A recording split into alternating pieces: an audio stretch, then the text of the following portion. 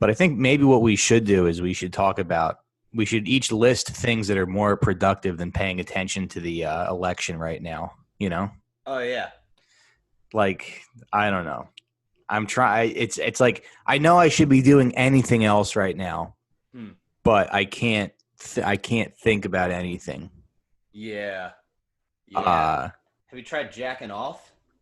I don't get to do that anymore. I'm married, and we're in lockdown, so it's not like I just can't.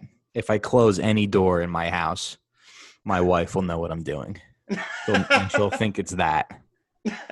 You know, I guess Yeah. what I should do is tell her that if I want to do that, I should tell her that I'm learning Spanish on Duolingo. And I'll just somehow, I'll get a YouTube video of someone learning Spanish on Duolingo Mm. while I jack off. So you would jack off to the video of someone learning Spanish, or that would just be on in the background? That would just be on in the background Would you as have audio. porn No, I would on jack the off to something much sicker than someone learning Spanish. Something way more fucking depraved. Yeah. Yeah, so I would do that, but then I would also have to learn Spanish, Hmm. at the same time. I would have to. Have you ever been in a situation where you have to keep a lie going for a long time? Not like that. That's like I mean, it would be hilarious if you became fluent in Spanish through Hmm. jacking off. Like you just learned it through Well, osmosis. either that or I'm not fluent in Spanish and there's some kind of emergency on the train and some lady is like having a medical emergency and they're like, does anyone here speak Spanish? And then Deb's like, my husband does. He's been practicing on Duolingo like 4 to 6 times a day. Honey, you have to know some Spanish. I'm like, hola. Hola, ¿cómo estás? Yeah. It becomes a thing where you could only unlock the memories if you start jacking off on the train, and Yeah. then it starts coming to you. Oh, right. Right. It just comes into my subconscious. Yeah, yeah. Yeah. Anyway, David Spector's our guest today on the show. I was going to maybe take the week off because I was like, nobody's really thinking about anything but the election. But then I have some thoughts on the election that I was like, I should get these out there, because everybody wants to hear, well, whatever. It's my show. But I had so much to say like this morning because I woke up because I went to bed last night. I was like, I fell asleep last night. I was tired and I fell asleep around 10 o'clock and I woke up this morning and I was like, this is good because now I can check the results whenever I want. It doesn't really matter. And I had a couple, I checked this morning and the results weren't in. And then I went to the park and then you texted me and you said, dude, it's happening again. And then, I mean, these things are like, this sort of seems to happen every year where the numbers come in at different times. By the way, did I introduce you? David Spector is our guest today. Yeah. Okay. Yeah, good to be here. Good to be here. So I was like looking and I did have a couple moments today where I was like, Trump got reelected. Mm. And I remember did you have any thoughts about like what you're going to do if he does? Cause now it's about, so we're recording this about 8 o'clock at night on Wednesday. It's looking like Biden's probably going to win. He's going to barely win by a very slim margin, which means if there wasn't coronavirus, he would lose. Yeah. Which is pretty crazy. But so it looks like he's going to win. But I remember just having this thought where I was like, if he wins, if Trump wins again, I'm going to dedicate my life to destroying the Democratic Party. I'm going to become some kind of actual resistance, maybe a terrorist. Maybe I might become a terrorist. How would you like, would you wear like a bomb? Like, would you be like a what do they call it? A suicide bomber? I don't think so. I mean, I do want to commit suicide a lot, but I don't think I would do it in that way. No, I don't know. I don't know, but I would make that my mission in life. And I think I don't know. I mean, what are you thinking? What are your thoughts? What are your takeaways? From the election last night? Yeah. I mean, I think that like, everyone's so focused on if Biden can like eke out a win, which it looks like he's on his way to. Yeah. And but the Democrats fucked up so badly. Yeah. And the more you look into it, the more fucked up it is. They didn't win the Senate. Yeah. They lost seats in the House. They still have the majority, but they're smaller majority. Mm-hmm. And then the worst thing is they lost state legislatures 5-1. Mm-hmm. And those are the ones that draw the maps for like shit. Mm-hmm. So the Republicans are doing they can just continue fine to after this election. gerrymander and stuff. Yeah.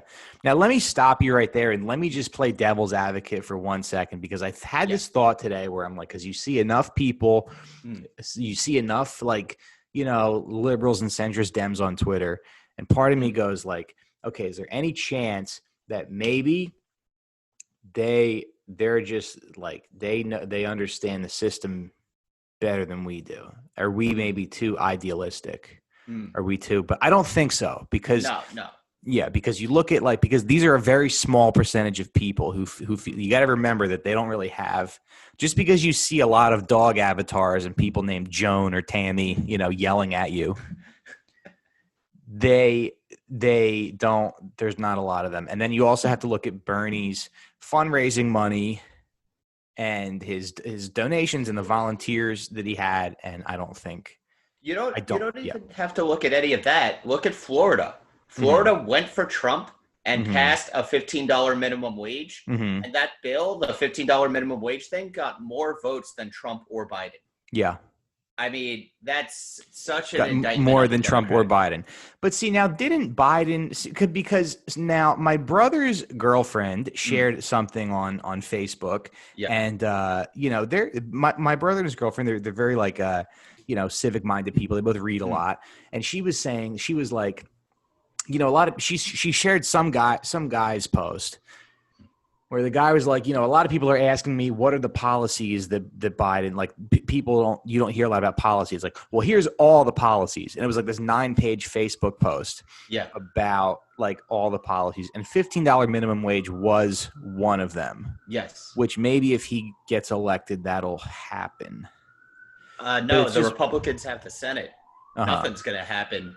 That's good. Yeah. I mean, if the Democrats had won, I think that would be fair to think he might. Sounds of the city, folks. David actually lives under a bridge, so we might hear some noise. That's for me. I murdered my girlfriend. And they're on their way. Yeah. This is it for me. They're taking me away. Yeah. We just hear a homeless couple fight, but then make up. Yeah. Anyway, go ahead. Yeah, I mean, but the Republicans have the Senate, so like it's gonna be fucking crazy. They still have it. Yeah. And then all those Senate candidates who were challenging the Republican incumbents, most of them got reelected. Was anyone unseated? There were some people who, like, I think Arizona has a new Democrat in, and I think Colorado does, but like there wasn't enough pickup. But it's Hickenlooper, right? Yeah, that guy. Yeah. But they didn't pick up enough to they had the way the Democratic Party raises and spends money is completely insane. They had this one woman who had no chance against Mitch McConnell with $80 million. Amy McGrath. Yeah. She had $80 million. Yeah. Now, apparently there was another candidate who could have beaten her, or who could have beaten McConnell, I think. Yeah. But they went with Amy McGrath, who's a former drone pilot or something. She was in the Air Force, yeah. Yeah, she was pretty, because I remember hearing about her maybe even a year or so ago, and I thought she was pretty bad. She was trying to do this thing where she was trying to sort of triangulate Trump trying to directly appeal to Trump voters. Yeah. Which is a weird strategy, but I don't know much about Kentucky. Well, she was trying to appeal to them by saying she loved President Trump more than McConnell, and she'd work with him better. Yeah. So it wasn't hey, I know you voted for Trump, but I'm going to improve your life in this way. It was literally I'm a Democrat, but, MAGA. Yeah. And which was a very interesting way to go. She said she would have approved, what's that guy, Kavanaugh, to the Supreme Court. She said she would have? Yeah. Yeah. I know, it's just so bad. And what I'd like to do is I'd like to talk about some of the bad takes that I saw today because these like really made me upset. Mm. I'm gonna go on Twitter right now and I just want to read to you some of these like, and so this was kind of like the first bad take that I saw today. Both these takes are from women, by the way. Go figure. No, just kidding. But she says something. Go ahead. No, I feel like for me for whatever reason, the bad takes are kind of why I pay attention to politics more than anything else. Mm-hmm. Like, there's part of me that is just like, all right, I want to hear whatever the fuck this dipshit said. Yeah. What'd she say? I can't really find it, but what she essentially said was, well, here's another tweet. Now I don't want to drag this person. This person is a comedian. So, and they're a person who is particularly, they're like very centrist, but I don't understand it because I'm like, I look at this person's life and I'm like, you're a loser. Why are you caping for, for people who literally don't care, who would deny you health care, who think it's fine that you get denied health care. You're a fucking, feature act. Like it doesn't, unless you come from like institutional wealth or something. Which you should have to wear that as a badge on your arm if you're doing any kind of creative or media thing.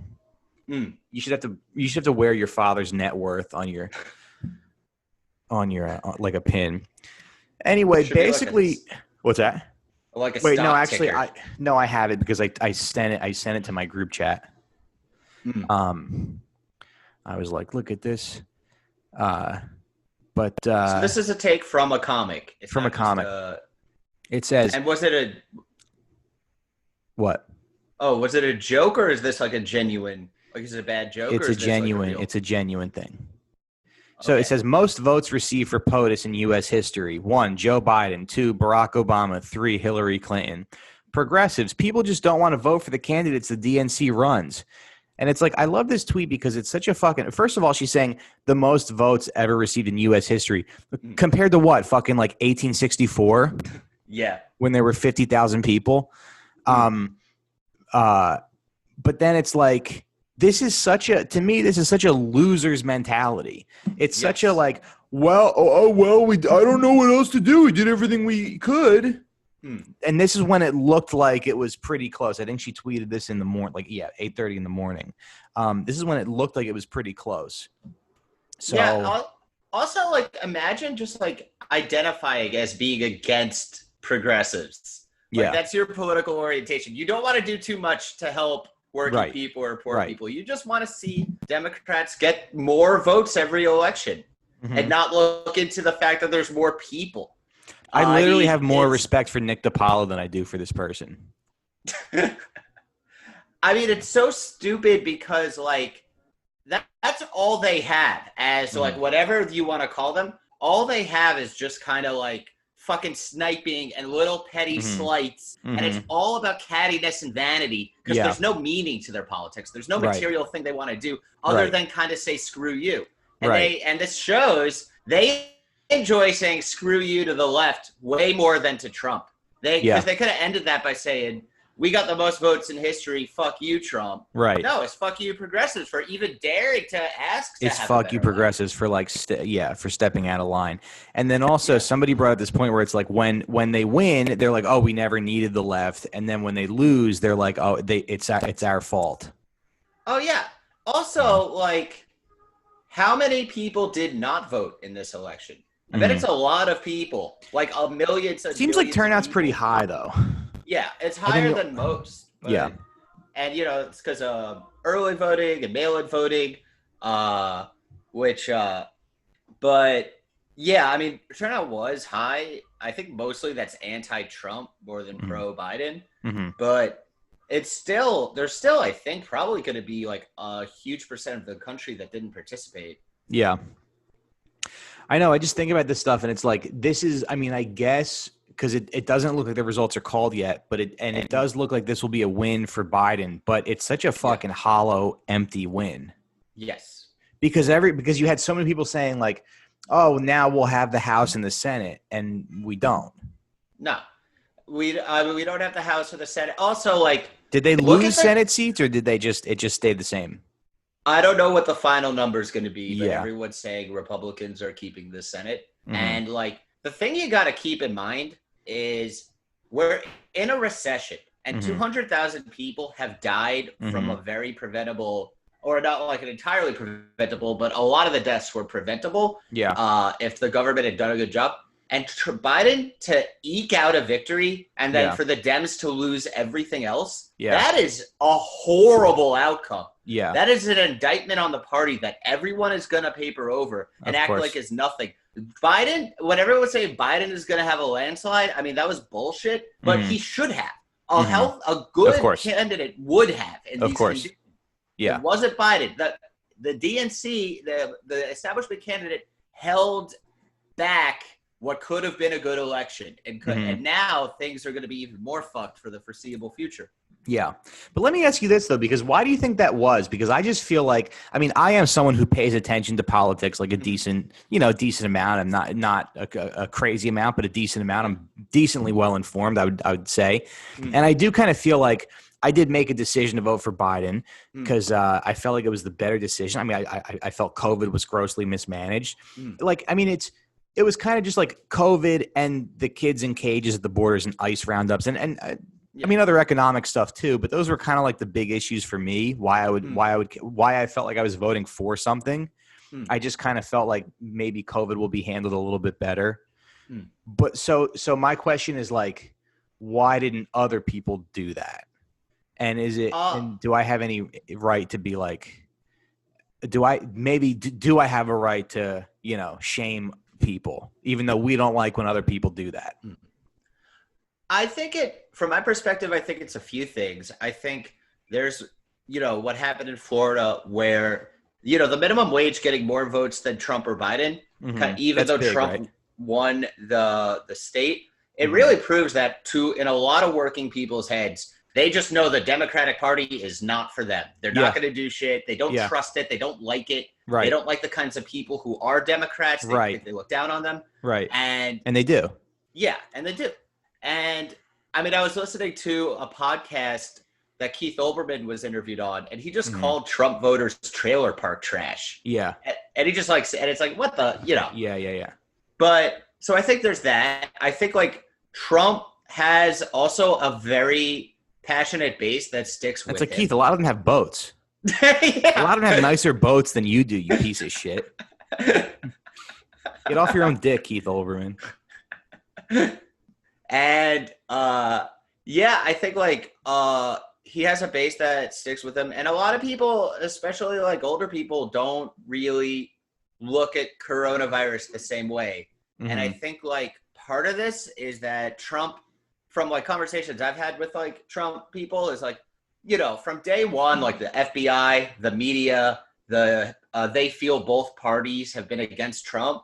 So in their heads, it's like everything bad that's happening is being through a lens to embarrass him. That's just the way they look at it. So they're not going to see Corona the way I would argue is what actually happened, which is just it was a massive fuck up. Yeah. They're looking at this as like this was being done to our president. Yeah.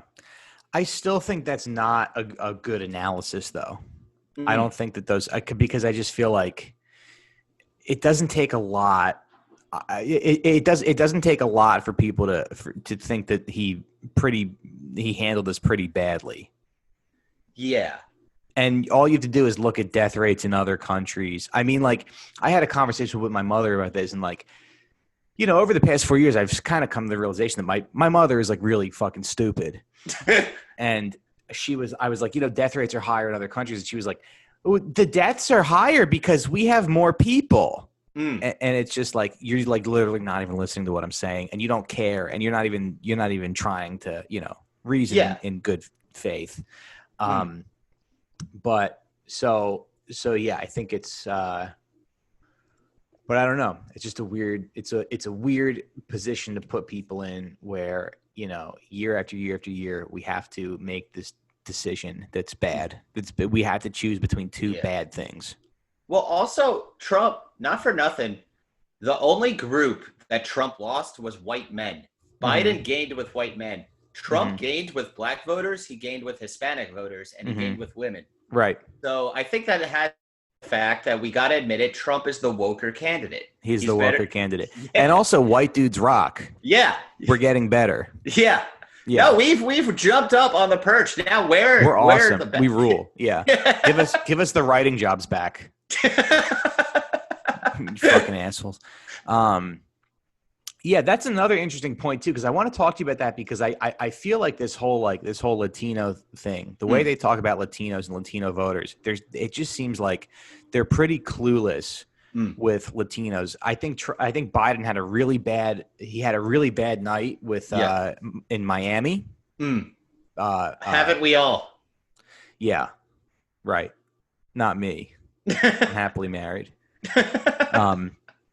But he did really poorly in Miami, and he did really poorly with Latinos. And it made me think of there was an episode of the New York Times podcast that I listened to like maybe a couple years ago, but I never forgot it. And it was about like Latinos voting, which is kind of a silly way to approach politics because Latinos are like there's Puerto Ricans, there's Cubans, there's Mexicans, there's South Americans.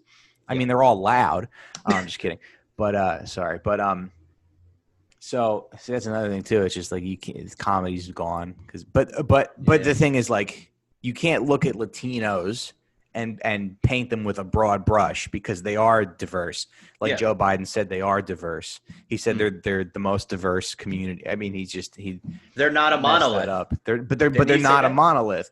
And it was funny because this ad, there was some ad that was run by like some Latino.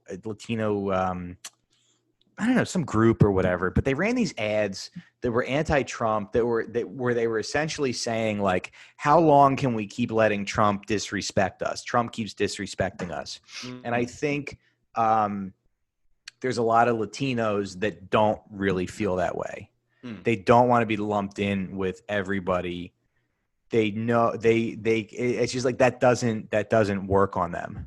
Yeah, it ignores so many different things like class and like immigration status, where if you're like an American citizen and you own your own business and you live in the suburbs, are you really identifying with like a poor Guatemalan? Exactly. Yeah. Yeah. You want to be like, that's not me. Yeah, you wouldn't do that to like white people. Like you wouldn't say like I don't know, like if something was going on with the Jews and you wouldn't even say like, how are we going to get white people to vote? I mean, maybe, I don't know, maybe you would, but it's just weird to generalize that much because there's like different classes. And then there's also like, there's plenty of Latinos who probably don't like illegal immigrants or undocumented immigrants because they feel like, we came here legally. Who there's plenty of middle-class Latinos nowadays. That could vote either way, and I think a lot of them, I guess, did go for Trump. Yeah, he grew big time with Latinos. I also think that like a lot of people pre-coronavirus thought the economy was doing really well, and they don't blame Trump that the coronavirus happened. Like Trump was crushing Biden on the economy in polls. Like people all preferred him on the economy, and Biden didn't run an economic campaign. He ran like a Trump is bad campaign. So if you're somebody who thinks that way, I can see you going to Trump. If you're like, I made more money the last 4 years. That's apparently what my mom said. And my mom was like, like before the virus, Dad's 401k was up and all this stuff. And it's like, and I said to her, I was like, I hope, and I don't want to be, I don't want to be like pretentious about this, but I was just like, I hope that when you look at kids crying because their parents got rounded up by ICE, that it feels good that your 401k is up. But I think that is the fundamental choice a lot of people have to make. And I don't really make that much. I don't have that much money or make that much money. And I also lost thousands of dollars investing in Canadian weed. So I never had a good time in the stock market. So I fuck anybody who is, like anybody who's up, I bought Canadian weed and Bitcoin. And I'm still down like about $3,800. Oh my God. So if you made money in the stock market, I just think you're a pig and you should be executed. What happened? What went wrong with this Canadian weed company? It was just insane. It was just very overvalued. And I had this idea that I was like, oh, they're about to legalize weed in Canada. But it's like everybody knew that was going to happen. So all these stocks were very overvalued, and I lost a bunch of money. Yeah. But what are you going to do? Yeah.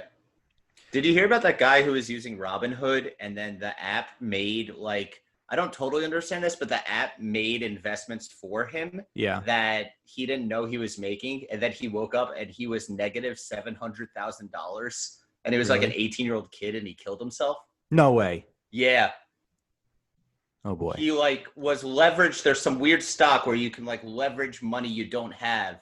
And the app did it for him, and it just all went south. And he just woke up and saw that he was all negative $700K. He's like, I've ruined my entire life. Yeah. And how did this happen? I'm 18 years old. And then wow. Yeah. Doesn't he know about GoFundMe? That's our sponsor for the podcast today. We're being sponsored by GoFundMe. Has anyone done a GoFundMe because they made bad investments? I don't know, but that would be funny. But Jesus Christ. That sucks. Yeah. Well, I guess you just got to let it ride.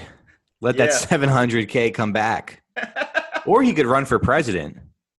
Yeah. It seemed to work for, for Trump. Yeah. Our president right now. Yeah.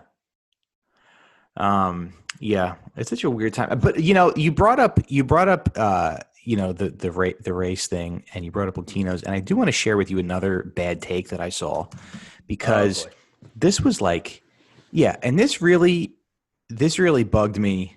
I do have the worst. I do have the funniest tweet that I'm going to save for later. But this bugged me because this tweet was written by a woman, and I don't really want to like I said, I don't want to say who it is. I feel weird attacking individual people, but you could search the tweet and figure out who this is. Is it another comic? It's a person who is a comedy writer and who has created television shows and started television shows. So it's somebody who's has a lot of success in the industry, and this tweet bugged me so much because it just feels like, you sort of you say what's popular, you say what makes people feel good, and it's bullshit, and it's a fucking dog. It's a bad analysis. Yeah, but you get rewarded for it. And the tweet is basically it says, to be clear, this wasn't a presidential election. It was a survey on how much this country loves racism, and most white people check the box for very satisfied. And I just think that's such a bad analysis, because there's more to it. There's more to it than that. Yeah. Okay. So the thing that TV writers don't understand is that there's a lot they don't understand. In fact, I want to run for president and just throw them all in jail. You should run on a platform of throwing every TV writer in prison. Yeah. I think you would get huge crowds. Yeah. But let's talk more about what TV writers don't understand.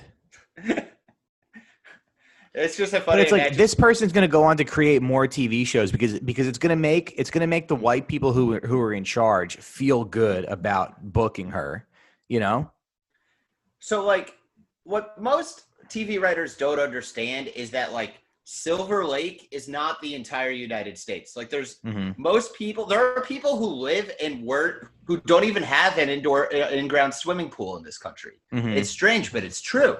Yeah. And so the idea that it's not a presidential election, it's a referendum on racism. I mean, it is a presidential election. It is a presidential election. It is. There's stakes to it.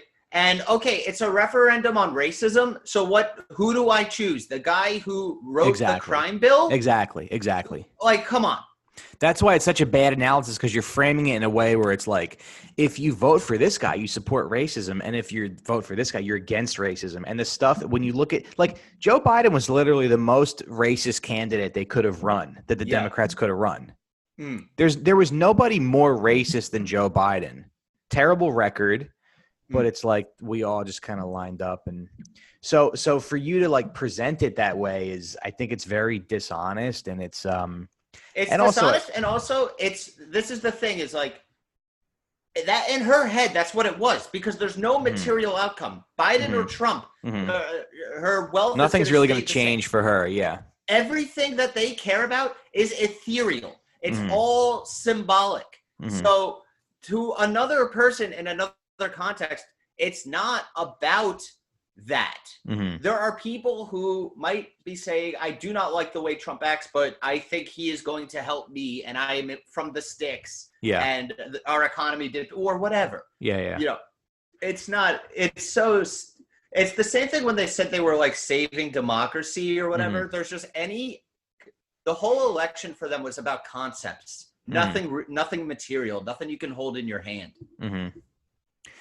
Yeah, and I just think that people don't respond to that, and nobody responds to being shamed or like coerced into something. And for me, some of the stuff that Biden has said that really speaks volumes was the the "you ain't black" comment, Mm. and then that clip of him saying like, "Oh, Trump wants to put you all back in chains," and it's like, so it just speaks volumes to how these people actually feel about people of color.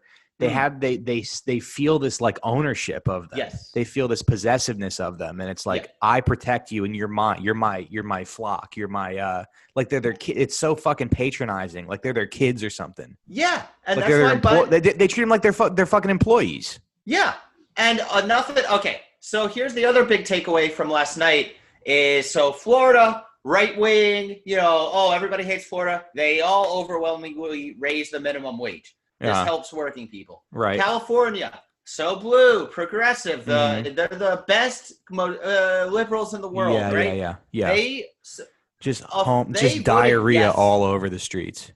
What? Just diarrhea all Okay. over the streets. Yeah. They voted yes on Prop 22, which allows Uber to keep their drivers as independent contractors. Yeah, and not treat them as employees. Which essentially allows them to make like $5 an hour or something because they're not getting paid for waiting time or something like that. So it really squeezes these drivers really hard. Yeah. And to the credit, the legislature tried to change that. And then Uber put this proposition on. They took it right to their shithead lib voters who actually don't think about anything, and they don't have any regard Don't think about anything. Yes. For the people who work underneath them at all. Yeah. Who drive them their fucking auditions and their fucking pitch meetings. Yeah, exactly. Yeah. They don't care about them at all. And they knew they'd be able to trick these fucking morons, or not even trick, just get them to do what they're bidding. So that's where all you need to know about like where liberals are at right now. Right. There was a proposition that was like something like proposition to make California gender neutral. They would have voted for that shit. But if it's like proposition to give anyone a higher decent wages or healthcare, fuck off. We're liberals. We're TV writers. Right. This isn't an election. It's just so much the theatrics and the optics of being inclusive, and it's really, they really hide behind it a lot. Oh yeah, big time. Actually, Prop 22. I mean, it was class. It was definitely class, but you could say that is much closer to a referendum on racism, whether or not you want a lot of these drivers who are not white to be working for slave wages. Right, and you probably fucking voted for it. Yes. Yeah. Now, was that something that people could vote on? Individual people could vote on? Yes. Yeah. And it passed over. I mean, the industry put a ton of money into the campaign. Sure. Yeah, of course. And but it just like, of course they. So individual people voted on Prop 22. Yes. Yeah. And they passed it. No one bothered. They're so much smarter than the rest of the country, but they couldn't bother to read about what this proposition would do, or they did read it and they said, you know what, fuck them. I mean, they're morons. They're disgusting. Yeah. They're fucking pigs. Yeah. Yeah. And now, now when your Uber driver, drives you an hour across town in LA to go to your next fucking pitch meeting, I hope you have $5 in your pocket to give to him.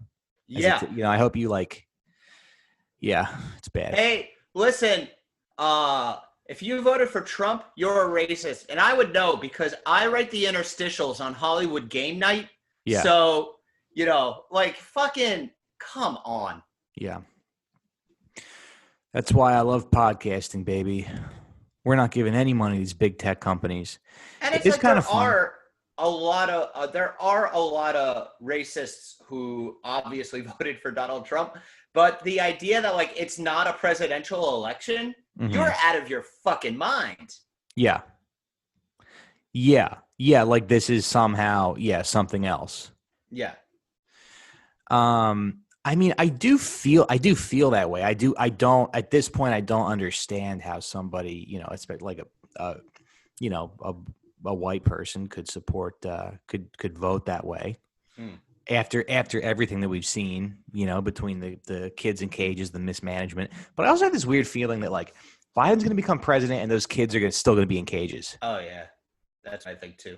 Yeah. Also, like the thing is like I was talking to someone about this earlier, but there really isn't hasn't been like an accurate like media portrayal about what the Obama administration actually was. And Yeah. if you just look at the stats of 72% of people identified as living paycheck to paycheck, Mm-hmm. most of the gains went to the top. Most of Mm-hmm. the jobs that people got were, I mean, that's a crazy statistic. yeah, Yeah. 10 million people lost their homes. Yeah. So I just think that, like, after that, for so many people, Yeah. the Democratic Party brand is just so damaged and Yeah. so untrustworthy that, like, some people, they hit Trump's wavelength and they're with him to the end Mm-hmm. and they identify with him and it's cultural. Other Mm-hmm. people don't vote at all. Mm-hmm. But I can kind of see how people would be so mad at the Democrats or so distrustful of them, they wind up in any random place. And Yeah. somehow Trump was able to scoop a lot of people up like that. Right. There is part of me that goes like, okay, well, 70 to 30, those are pretty good odds. Like maybe I can somehow, maybe if I work really hard, I can get myself into the top 20% of of the country. I am white. I can, I have this moving business. I have the Patreon. Yeah. If I save my money and don't spend anything, maybe I can like buy a business or something or buy some more stocks and get there. And part of me goes like, maybe all this worrying and stressing I'm doing about politics and left politics in the election. But then I think like I was born with a head start. I am like a white man who comes from like a decent family. I have had certain privileges, and it just feels like being a Republican is so much like, it's just like being a fucking like Yankee fan. It just feels like like a gross existence. It's like you're rooting for yourself. It's like you're playing. It's like playing one-on-one basketball with a kid in a wheelchair, and you're rooting for yourself. I mean, that is totally like rooting for the Harlem Globetrotters. Yeah, I mean, for most of the Republicans, I would say, are people who like they live in the suburbs. They own their own mini golf. Or they own like their own bowling alley, or they own their own like landscaping business. Yeah. Like which any dipshit can start a fucking landscaping business. And they think that they're like They think they're smart and they think they're good business people because they probably don't pay very well. And I think that's a lot of the Republican base is like I think so too. Yeah. And you know what?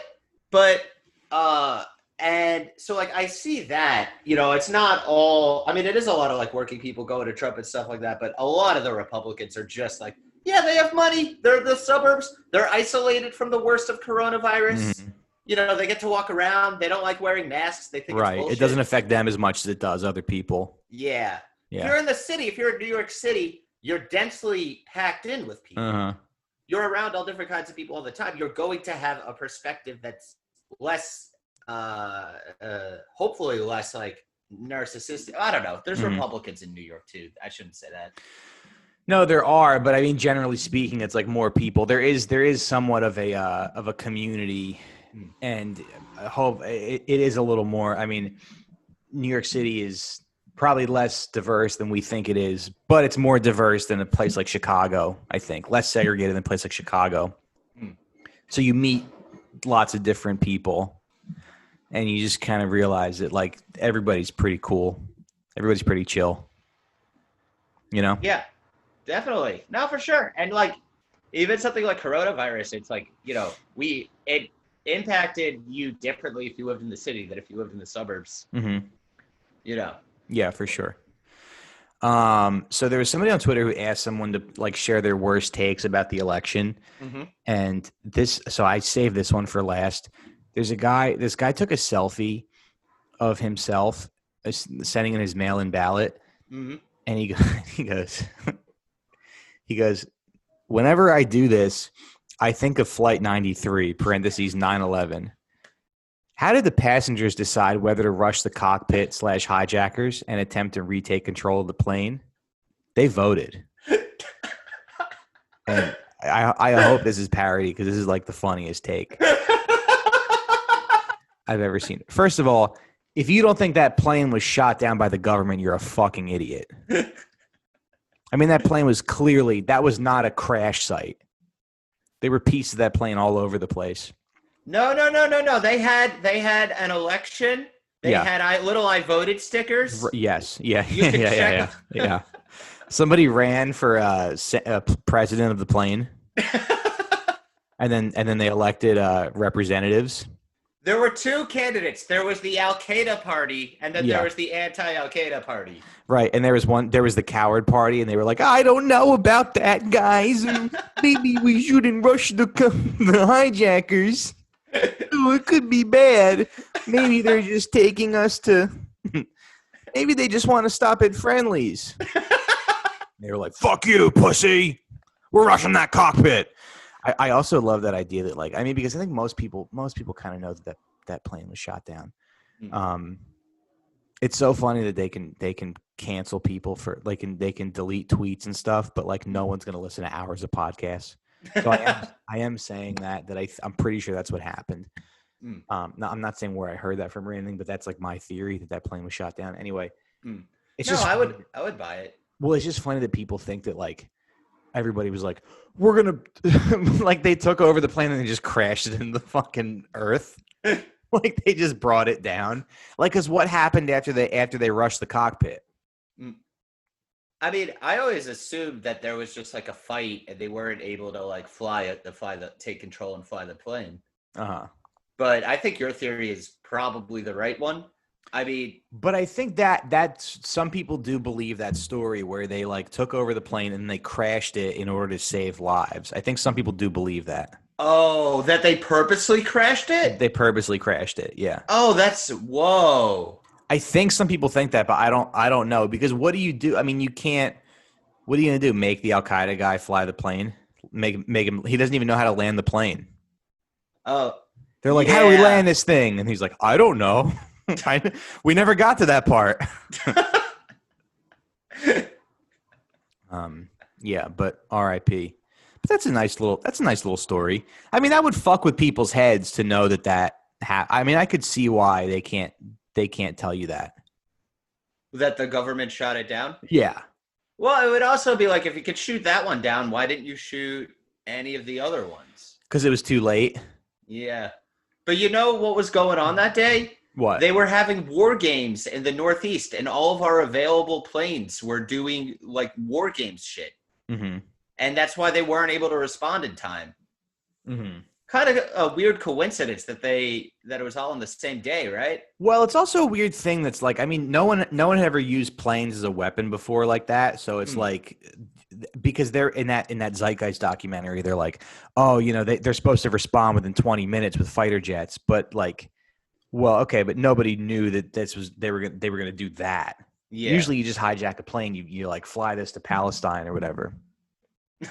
Fly this to Palestine or fly it to like some airfield or whatever, and you know, like the plane's never been used like that before. 9/11, it's like that was one and done, baby. No one's ever doing that again. Yeah, but and then so somebody shared this. Another bad take that I saw was people were blaming Bernie for Florida. A couple people, they were saying like, "Oh, I guess Biden couldn't shake that socialist label."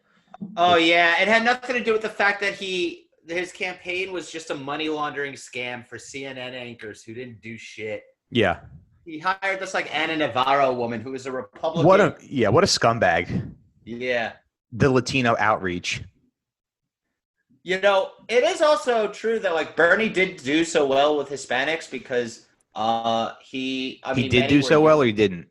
He did do well. Yeah. Well, in Nevada, that's why he won so overwhelmingly, and it's because like a lot of them are younger and respond to his economics message. Biden had no message, which has nothing to really do with them being Latino. Yeah. I mean, the Democrats think they could. What did they fucking think Ana Navarro was going to do? Isn't she like Isn't she like a Contra or something? She said something weird like her dad was in the Contras. She's a shitty person. She's a shitty person, and she's like such a fucking grifter. She's one of these anti-Trump Republicans, which is like four people. I mean, that was just the biggest fucking scam, and it tells you everything you need to know about liberals, that they fell for it again and again and again. They gave the Lincoln Lincoln Project $60 million or whatever. She got hired on the Biden campaign. She sat on her ass every single day and just cashed checks. And made probably $60 million or whatever it was. I mean, I don't know. I'm sure that's like I don't know what you get paid. I don't know what she would get paid per week for that, but to do what? Like, what the I almost want to Google that and research. Like, what the fuck was her job? I guarantee you she did nothing. Yeah. I haven't worked on that high level of a campaign, but I've been around campaigns. Yeah. I can tell you without a shadow of a doubt, she didn't do a goddamn thing. Like, do a fucking podcast or something. Any idiot can do a podcast. And then did you see that Deborah Messing tweet where she was like, I really want to never talk about this again, but she had that tweet where she was like, see, Republicans, this is how you graciously hand over power, graciously step down from power. And it was fucking Al Gore's concession speech. I was in 8th grade when that election happened, so I don't really remember it too well. But I do remember, I remember like it was contested. And it was a long time till we found out the results. And I watched that video of Al Gore conceding the race to George W. Bush. And the thing that bothered me the most was he's got this like self-congratulatory fucking smug smile on his face. Like, look at me, I'm doing the right thing. And I believe in it, and he's so fucking proud of himself for getting cucked. Yeah. You know? And I guess the Supreme Court said that Bush won. I don't know the details of that, but there's smarter people than me who have said that, like, he kind of like stepped down when he didn't have to. Yeah. And I just think that sums up liberals where, it's like, look at me. They feel so good about following the rules. They don't have any vision or agenda or goals or desire to help anybody. All they have a commitment to is the vague notion of democracy. Yeah. So everything they do is either about strengthening our democracy, which is just an abstract concept that exists in people's heads. It's not about doing anything for anybody. Yeah. The actual democracy, our actual government is fucking horrendous. You would not have this weird fetish for it if you like understood at all what is really going on. Yeah.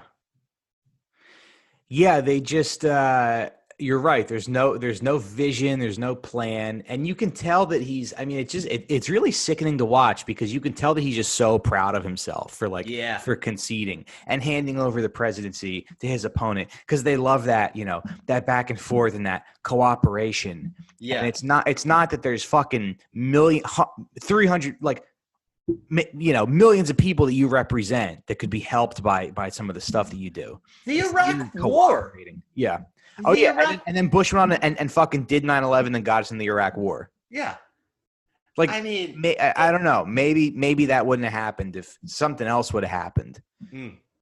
But maybe Gore would have just knowing that Bush went on to do the Iraq War. Just the Iraq War after that was like, and you have Deborah Messing being like, "This is how you hand over power." Also, this is how you lose. Let me show you the appropriate way to lose. We're the experts on losing. Yeah. We're the experts on losing. Yeah. Hey, listen, buddy, this is the way you fuck my wife, okay? Right. Step aside.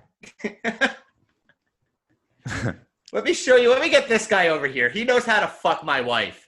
Why do they love losing so much? Because they don't.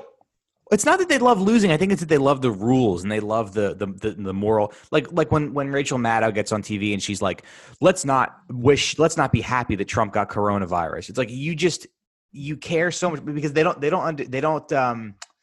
not willing to like play the game and play dirty. Like say what you want about Jimmy Hoffa, but he knew he had to play ball with and get involved in the mafia to get what he wanted. Exactly. The kinds of liberals these are. All they have And this is why the fights with them when like Bernie is on the ballot or whatever, and whatever the next thing is, they're never going to end because their only political belief, the only thing they actually think, I truly believe, is that they are inherently better than other people who aren't liberals. Yeah. And because they're educated. Yes. Yeah. And just like they're liberals because they think they have this innate goodness that other people don't have. Right. So like, why do they like losing? They're civilized. Yeah, they like to get to lose, and they get to see, hey, I lost, but it's okay. And I'm such a good liberal. I'm going to lose for you. I'll lose all night. I'm a good sport. I have sportsmanship. Yes. Yeah. Yes. Yeah. You know, it's not about how you win or lose. It's how you play the game. It's like, okay, but if one team cheats every time and the stakes are that big and they win every game, and then you're proud of yourself because you don't do any trash talk. Yeah. I'm sorry, you suck. Yeah.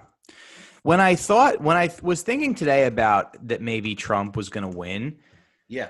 I started to think, and I was like, because I did have a couple moments today where I was like, oh fuck, he won. I saw some tweets or whatever. And my sister in our group text was like, oh, I think he won again. And immediately I was like, I just went to this place in my head where I was like, all right, what's the good that can come out of this? Another 4 years of Trump. And I think that it's almost like if we did get another 4 years of Trump, maybe enough people would wake up and be like, the Democratic Party is shit, and we would abolish it and we would move in a different direction. And maybe we could run a progressive that wasn't an old white man. Like maybe there would be we'd have like maybe a woman of color or something that they couldn't attack in the way that they attacked Bernie. You know, maybe because we got pretty close this time. Yeah. You know, thanks to Elizabeth Warren. Thanks a lot. You fucking loser. What a bum. Absolute bum. Scrub. You suck. Fuck you. Have fun. Go host an open mic somewhere. I hope she's dancing on SNL this weekend. She's earned it. Oh, you know, she deserved that. Yeah. Yeah. Yeah. After ruining our democracy. Thanks a lot. Her followers make me fucking sick. They're fucking rubes. I saw there's some girl that I follow, and she's a big Warren supporter, and she was tweeting about standing in line to vote, and she goes, oh, great, the person in front of me is a chain smoker. And I was like, yep, that's why I smoke cigarettes. It's not that I like cigarettes, it's knowing that I'm bothering somebody like you. I mean, that's the most fucking whiny. There's just so much contempt. It's like making me like a bully to see these people because they're so fucking weak. I go, I kind of like have to bully you. Yeah. I want to blow cigarette smoke right in your face. And I want to follow you home. I want to follow you home blowing cigarette smoke in your face. I have that feeling with those kinds of people all the fucking time. Yeah. It's like, I didn't know you could be sleazy and a dork. Yeah. I didn't know those two things could combine. You're just this fucking useless moron. You think you're so much smarter than you are. And also, you don't really give a shit about anyone else, do you? You just like to feel like a dork. And you want to vote for Warren because you want Twitter to be good again. Yeah. Remember when Twitter was good? Yeah. That's all they give a shit about. I always knew I hated those people, and now I like know why. Yeah. So bye-bye. So the thing I will say about Hillary Clinton is she had like a big following. Somehow Warren only got those people. Yes. It's kind of amazing. You kind of respected Hillary for being a bit of a shark, you know, for killing all those people who crossed her. Yeah. There's something, I don't know. There's sometimes I don't like to hate on Hillary too much because everybody I know kind of hates Hillary. But yeah, there's a little bit, at least she's somebody who's like competent, I think, or capable. It's really funny. She's somewhat capable. Yeah. No, definitely. And she had more political instincts than Warren.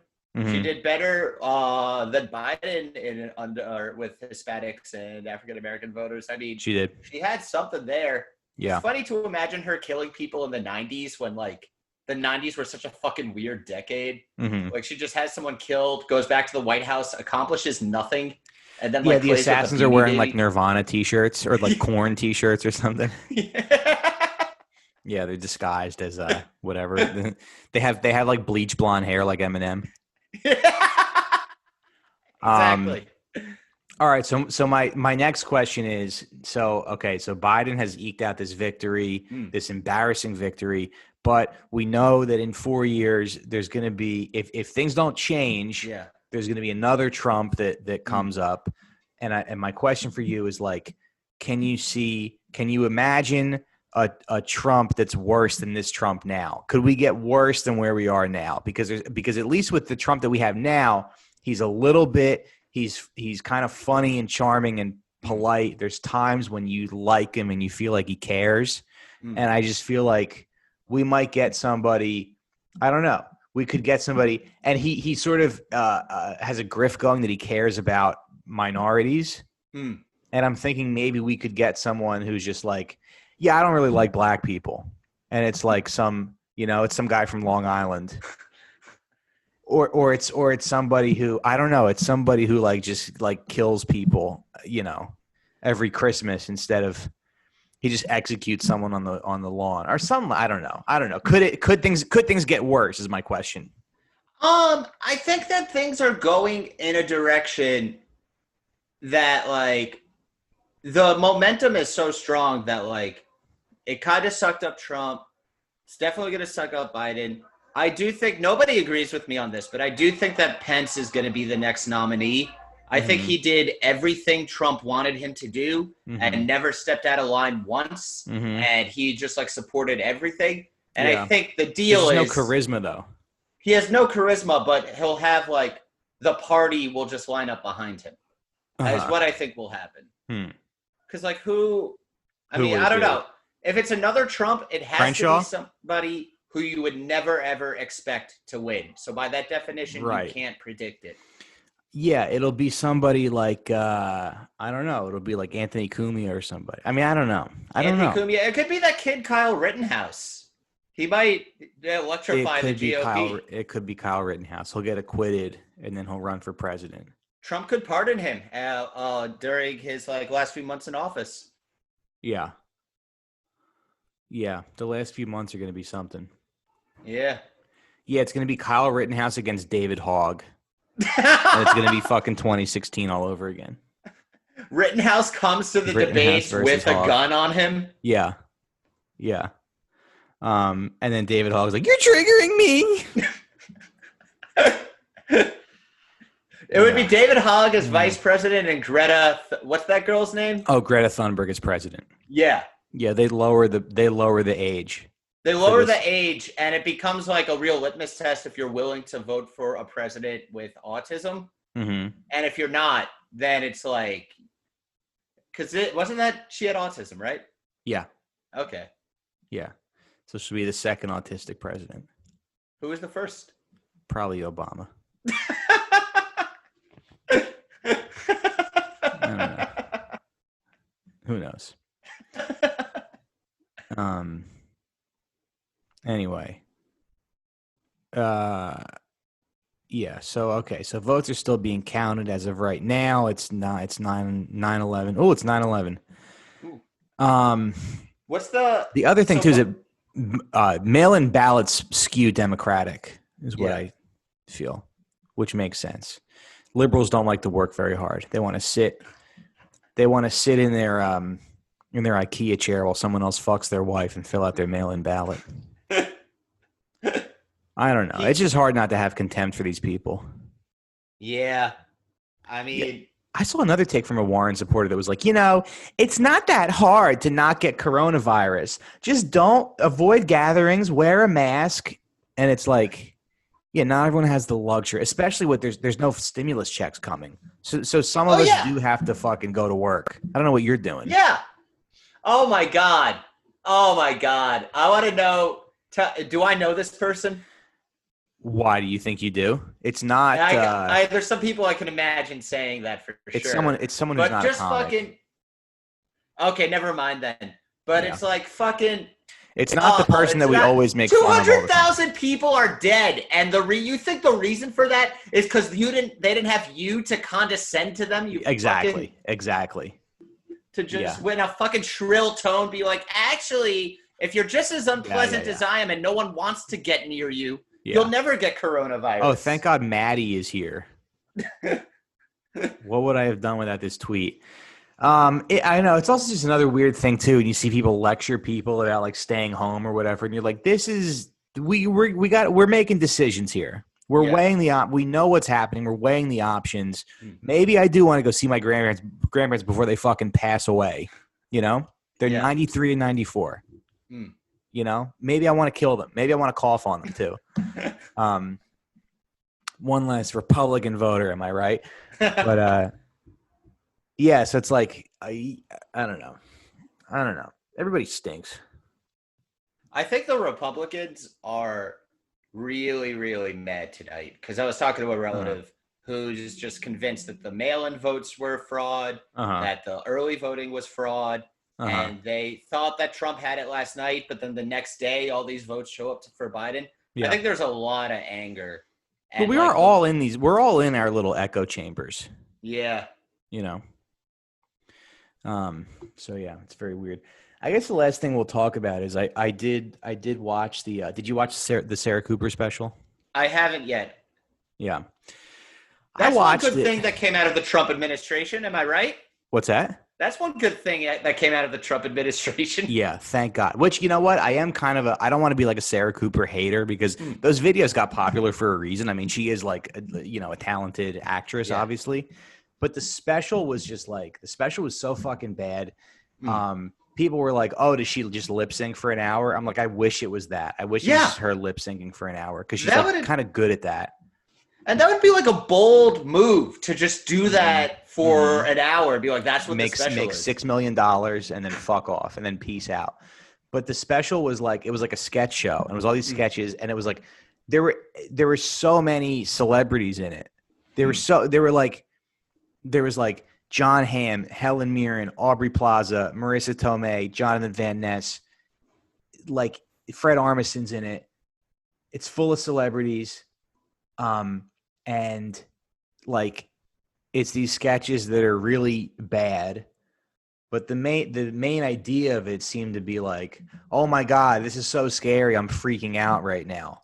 And it's like, yeah, when shit kind of hits the fan, like that's all they do. Like these celebrities, they hate Trump so much, but they're not able to do any analysis of how we got here, why we're here, and what we can do about it. So it's just this very like surface level, very basic, presentation of them just being scared. And they lip synced the Access Hollywood tape, which is so funny because they're so obsessed with that tape. I mean, they're obsessed. There's a few things that they're obsessed with, but they're obsessed with that tape. And when you listen to the tape, it's like, it's just Trump trying to be funny in a way that he's just trying to like impress. I'm not going to defend it because it is, but their reaction to it, just like their reaction to him saying we should drink bleach, was so over the top that it just makes people go like, all right, let's calm down a little bit. Because they're obsessed with that tape, and it's just him being like, yeah, I tried to fuck her, I failed, I'll admit it. And the guy's laughing. So when somebody laughs, you say more stuff. You try to keep getting the laugh. I always liked his line, I moved on her like a bitch. Yeah. That's a very funny line. Right. And it's like that should sink a presidential candidate.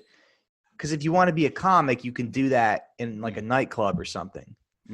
But it's ruined. He's just ruined any kind of like just authentic speech. I was texting with my friend Chris Stefano tonight, and like he said something that was so like authentic and fun. I mean, I'll read it to you after the show. But he said something that was like so authentic and funny. I was like, yeah, that's like gone from popular culture now. That way of speaking is just gone because we're just in this like this has been the worst 4 years for comedy in my entire life. Oh yeah. And not just comedy, movies too. Yeah. There's this weird thing. Everything's woke. Everything's woke, but the way they make it woke is so didactic, and they like shoehorn it in. So like shoehorn it in, yeah. Every movie has to break the fourth wall to tell you not to be racist or not to be sexist. Yeah. And it puts in all this like stuff that the characters would never say. In the time period they're in, they would never talk like that. Right. And it ruins the character's integrity. And it's kind of like, you ever see those TVs that have motion smoothing? No, kind of. There's these TVs that they have a higher frame rate, and it makes everything look terrible. Yeah, but the TV makers are like, no. This is your eyes have to adjust to this frame rate. Where just that you have to, and it doesn't work. Yeah. And it's the same thing as in these scripts where it's like you have to start thinking like us, Hollywood TV and movie writers, because we have it all figured out. Right. And it's like, it's bullshit, and you get more people to a good point by telling a true and honest story, as opposed to just feeling like you have to put in the code words in order to like hack the viewer's They're just really they're beating you over the head with it. Yeah. Right, and it's like that. It's almost like that Access Hollywood tape was kind of like. I mean, I don't want to say that it was the end of comedy. I mean, but that's another thing I'm doing. I'm finding that I'm choosing my words. I'm not as funny as I used to be, and I'm choosing my words a lot more carefully now. And I'm questioning when I want to say something that's a little more like outrageous. I'm like dialing it back a little bit. And I also know that every time I tweet, like every single time I tweet, I know that I'm like, this could be used against me at some point. Yeah. Somebody potentially will dig this up. To use against me. I had a thing on Twitter, a couple weeks ago, and I just like tweeted something like, I tweeted like an innocuous joke, and then some lady responded by sending me screenshots of my tweets. One was from 8 years ago, because it's just her instinct to do that now. Yeah. And I just want this to be over. I mean, it's just, is that Twitter, or are you choosing your words more in stand-up, or is it just specifically online? Well, stand-up is like, I mean, I don't really do as much stand-up anymore, because I mean, I did a fucking show in a diner parking lot to cars a couple nights ago. But I mean, stand-up is different, but it's also not, because people, it's reflective of the culture that we're in, and that's why when you look up somebody's tweets from 2011 to 2000, I don't know, like 14, there are more like racial jokes, sex jokes, because we were living in a more like equitable society. So when you feel like it felt more equitable, maybe. Yeah. And it also just like at that time, it was the style to be kind of ironic about it. Yeah. And now everything's just so on the nose. Yeah, you can't say anything except what you literally mean, and what you literally mean. Yeah, just exactly what you mean. Yeah. Yeah. I know the joke that I made on Twitter. I said I never had a teacher I respected, and people were like, "Really? Did you seriously just say that?" So, yeah, I just wanted this to be over. Trump 2020. Do you think Biden becoming president will be a cultural reset, or are we just going more in this direction and there's nothing anyone can do? I think it'll dial back a little bit. Hopefully, I don't think it'll go all the way back. I think it'll be a few years before it like recovers. But it's just hard to be funny now. Yeah. It's hard to figure out what you want to say, and you're thinking so much more about who you're going to hurt. Yeah. Because there's kids in cages, even though Obama deported hundreds of millions of people. No, how many people did it? No, hundreds of thousands. Yeah, he deported hundreds of millions would be sick if he deported like 250 million people. There's just like 50 of us left, and it's we're chosen by. You go to Times Square, it's just empty. Yeah, you're like, what happened? Well, I got those fucks out of this country. Congratulations, you get to stay in America. Yeah. All right. Anything else? No, that's it. It was a good talk. Sweet. Cool. All right. Well, stay on the line. I'm gonna stop the recording. Guys, if you can, support us on Patreon, patreon.com/sitdownpod. We do a show every single day. $5 a month gets you a show every day. Follow David on Twitter. Good friend of mine. Very funny guy. Very insightful guy. What's your Twitter handle? I'm at Spector de Force. Spector de Force. Yeah. And we will see you next week, or if you're a Patreon subscriber, we will see you tomorrow.